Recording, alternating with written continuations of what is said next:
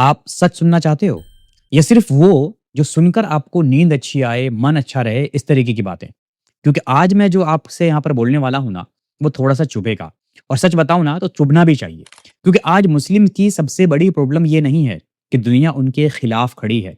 Real problem ये है कि दुनिया ने हमें सीरियसली लेना बंद कर दिया है।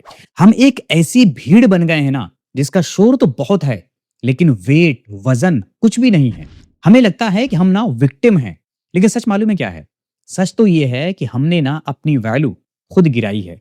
अब देखिए, हिस्ट्री उठाकर जब आप देखेंगे ना, तो एक वक़्त था जब मुस्लिम्स के दुश्मन आज से कहीं ज़्यादा थे, लेकिन वो हमें इग्नोर नहीं कर पाते थे उस टाइम पे। क्यों? क्योंकि हम ना वैल्यू दे रहे थे। मेडिसिन की बात करें तो इब्न सीना को देख लो, मैथ्स की बात करें तो अल ख्वारिज़मी को उठाकर देखो, लॉजिक और फिलॉसफी की बात करें तो इब्न रुश्द को देखो। ये लोग सिर्फ शिकायत, सिर्फ कंप्लेन नहीं कर रहे थे, बल्कि ये दुनिया को ना रास्ता दिखा रहे थे। और आज हम क्या कर रहे हैं? हम सिर्फ कंज्यूमर बन गए हैं। हम दूसरों का बनाया हुआ फ़ोन यूज़ करते हैं, उनका बनाया हुआ सॉफ्टवेयर चलाते हैं, उनकी टेक्नोलॉजी पर हम जी रहे हैं और फिर उम्मीद करते हैं कि दुनिया ना हमारी इज़्ज़त करे। भई इज़्ज़त मतलब कि जो रिस्पेक्ट जिसको हम कहते हैं, आइडेंटिटी से नहीं आती है, वैल्यू देने से आती है। तो जब तक आप दुनिया की किसी प्रॉब्लम का सॉल्यूशन नहीं बनाओगे, आप सिर्फ गिनती में अच्छे खासे रह जाओगे, गिनती बनकर रह जाओगे। और एक्चुअली में गिनती कितनी भी ज़्यादा हो, उससे कोई बहुत बड़ा फ़र्क नहीं पड़ता। एक चीज़ समझिए, अब थोड़ा अगर हम और डीप जाएँ ना, तो समझ में आता है कि कुरान का पहला लफ्ज़ क्या था? कुरान का पहला लफ्ज़ था इक़रा, मतलब कि रीड, सीखो। लेकिन हमारा हाल क्या हुआ? हमारा स्क्रीन टाइम ना 8-8 घंटे का है, लेकिन किताब खोलने का वक़्त नहीं है। अगर हम बात करें पढ़ाई-लिखाई की, अरे मन नहीं लगता, मज़ा नहीं आता। हमने ना इल्म को सिर्फ़ डिग्री तक लिमिटेड कर दिया है। और सबसे बड़ा धोखा मालूम है क्या है? हमारा कैरेक्टर। हमारे नबी सल्लल्लाहु अलैहि वसल्लम का सबसे बड़ा वेपन मालूम है क्या था? उनका अखलाक, उनका कैरेक्टर। मालूम है उनके दुश्मन भी उनको क्या कहते थे? अल अमीन। और आज हम क्या कर रहे हैं? क्या आज कोई हम पर आँख बंद करके भरोसा कर सकता है? मान लो कि हमारे वादे कितने सच्चे हैं, हम कभी इसको चेक करते हैं। एक्चुअली में ना हमारे वादे, हमारे कमिटमेंट्स कमज़ोर हो गए हैं। हमारा डिसिप्लिन गायब है और हमारा विक्टिम माइंडसेट इतना स्ट्रॉन्ग है कि हम हर गलती का ज़िम्मेदार किसी और को ठहरा देते हैं। अगर कभी हुआ तो हम गवर्नमेंट को, कभी हुआ तो अपने रिश्तेदारों को, कभी हुआ तो अपने आस-पास के लोगों को, लेकिन खुद की रिस्पॉन्सिबिलिटी हम कभी नहीं लेना चाहते। याद रखिएगा जब तक आपका कैरेक्टर एवरेज रहेगा ना, आपका इम्पैक्ट कभी भी हाई नहीं हो सकता। एक चीज़ और समझिए, हम कहते क्या हैं कि हम ना एक हैं, है ना?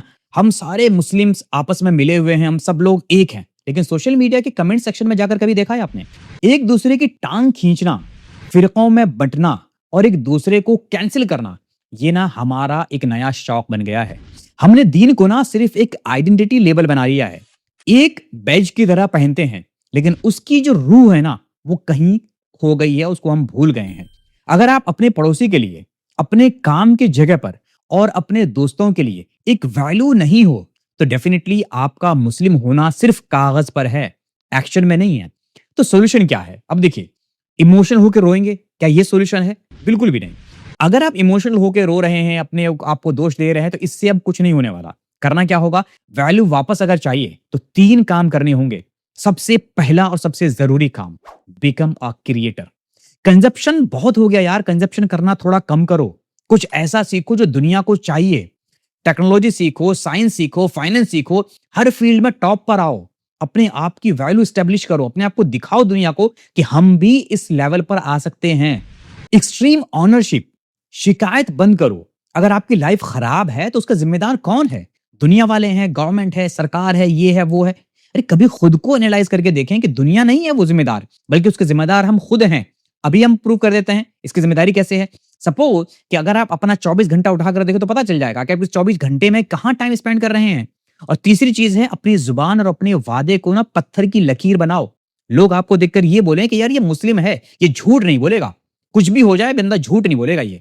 एक्चुअली में क्या है ना, वक़्त निकलता जा रहा है, दुनिया बदल रही है और बहुत तेज़ी से बदल रही है। आप भीड़ का हिस्सा बने रहना चाहते हो या वो इंसान बनना चाहते हो जिसकी वजह से लोगों का इंसानियत पर और इस्लाम पर यकीन वापस आए? एक चीज़ याद रखिएगा, हम दूसरों को ब्लेम तो कर सकते हैं, लेकिन जब अपना 24 घंटा उठाकर देखेंगे ना, तो हमें अपनी हकीकत पता चल जाती है कि हम इस पूरे के पूरे 24 घंटे में कितना वक़्त किस चीज़ में लगा रहे हैं। और याद रखिएगा, आपका वक़्त और आपका खुद से अपना रिफ्लेक्शन, ये सबसे बड़ी सच्चाई है। तो इससे आप कभी भी इग्नोर नहीं कर सकते। अगर आपको यकीन नहीं आता, आज रात में आराम से बेड पर लेटना या बैठना और एनालाइज़ करके देखना कि आज पूरे दिन का 24 घंटा आपने किस-किस काम में निकाला है। क्या वो काम कंस्ट्रक्टिव थे? क्या वो काम प्रोडक्टिव थे या सिर्फ़ अपने टाइम वैसे ही निकाल दिया है? याद रखना, चॉइस ना हमेशा आपकी रहती है कि अपनी लाइफ़ को आप किधर ले जाना चाहते हो और आज भी ये चॉइस आपकी ही है। मिलते हैं अगली वीडियो में एक और सच के साथ। तब तक कोशिश कीजिए कि अपनी लाइफ़ को बदल पाएँ। Thank you so much.